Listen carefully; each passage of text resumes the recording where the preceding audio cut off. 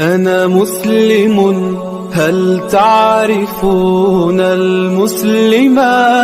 أنا نور هذا.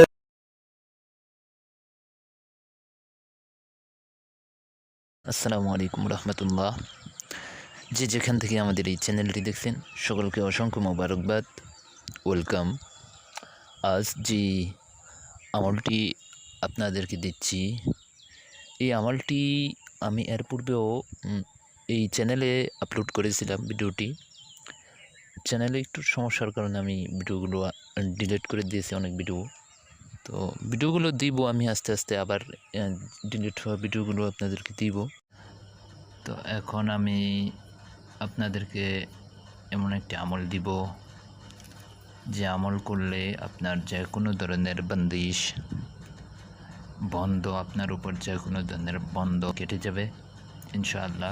জিন বা জাদুকর আপনার বিয়ে বন্ধ করে দিয়েছে, অথবা আপনার রিজিকে বান মেরেছে, বন্দিশ লাগিয়ে দেওয়া রিজিকের মধ্যে সেটা করে দিয়েছে।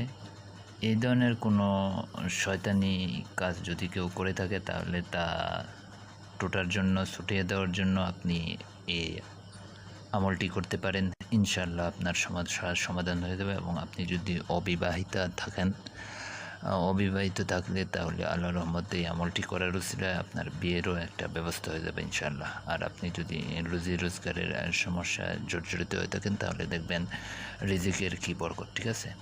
তো আপনার উপর যদি বন্দিশ লেগে থাকে, তাহলে দেখবেন আপনি যে কোনো আমল করতেছেন, তাবিজ লিখতেছেন, বিভিন্ন সাধনা করতেছেন, আপনার এগুলো কাজ হচ্ছে না, ঠিক আছে। আপনি পূর্ণ শর্ত আদায় করার পরেও দেখবেন কাজ হচ্ছে না। তো এটার মূল কারণ হচ্ছে আপনার উপর বন্দিশ লেগে যাওয়া। আর আপনার উপর যতক্ষণ না ওই বন্দিশটা না কাটতেছে আপনার উপর থেকে, ততক্ষণ পর্যন্ত সমস্যাগুলো সমাধান হবে না। আপনি আমল করলেও দেখবেন আমলের তাসির হয় না। বন্দিশ মূলত বিভিন্ন কারণে লেগে থাকে।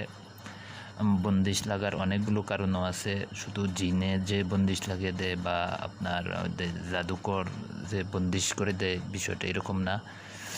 আপনার যদি যে কোনো একটি আমল করতেছেন, এই আমলটা যদি আপনি পরিপূর্ণ করতে না পারেন, তাহলে কিন্তু এই আমল থেকে বন্দিশ লেগে যাবে, ঠিক আছে।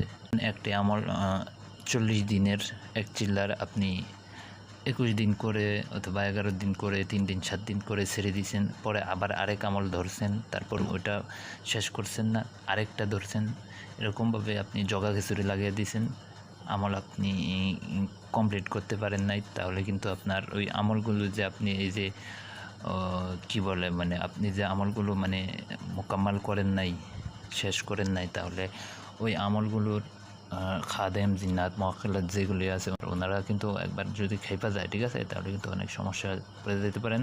বিশেষ করে আপনার উপরে বন্দিশ এটা লেগে যাবে, ঠিক আছে। তো বন্ধুরা, আপনি যদি এই চ্যানেলে নতুন এসে থাকেন, মেহরবানি করে এই চ্যানেলটি সাবস্ক্রাইব করে পাশে থাকবেন। এই আমলটি আপনি আমলের জন্য আপনাকে একটি নকশা লিখতে হবে। নকশা মোরব্বা, এটা 16 খানার একটি নকশা।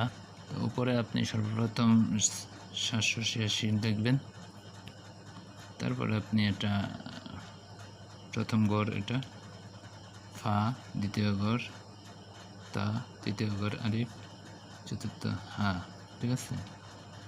5 নম্বর ঘর ফা, 6 নম্বর ঘর তা, 7 নম্বর ঘর আলিফ, 8 নম্বর ঘর হা, 9 নম্বর ঘর আবার ফা, তা, 11 নম্বর হা, 12 নম্বর। এবার আপনি 13 নম্বর, 14, 15, তারপর আপনার 16। তো এই হয়ে গেছে ফাত্তাহ ইসিমের একটি নকশা, দেখেন। এবারে আপনি নিচে একটা তিলিসমাত লিখবেন, দেখেন কীভাবে লিখি।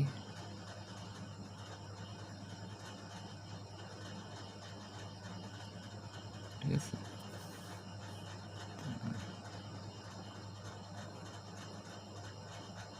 মোবাইলের একটু ডিস্টার্ব দিছে, মোবাইলে ওই লাইটটা বন্ধ হয়ে গেছে ক্যামেরার, এজন্য একটু সমস্যা হচ্ছে। তারপর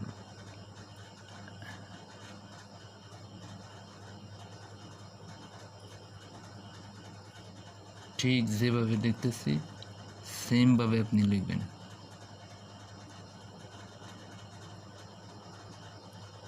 তো ব্যাস আপনার তাবিজ রেডি।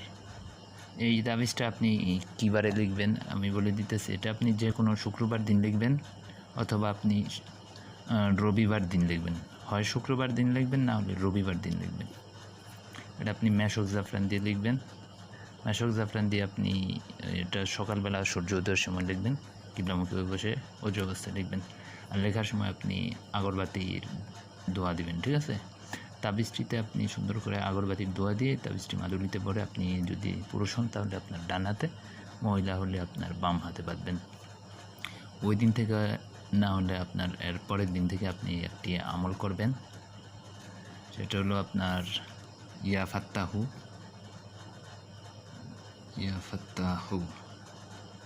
ঠিক আছে? ইয়া ফাত্তাহু এটা আপনি প্রতিদিন ফজরের নামাজের পরে আপনি প্রথমে 11 বার দুরূদ শরীফ পড়বেন এবং আমল শেষে আবার 11 বার দুরূদ শরীফ পড়বেন। মধ্যখানে আপনি ইয়া ফাত্তাহু এটা পড়বেন কতবার? আপনার 189 বার, 489 বার।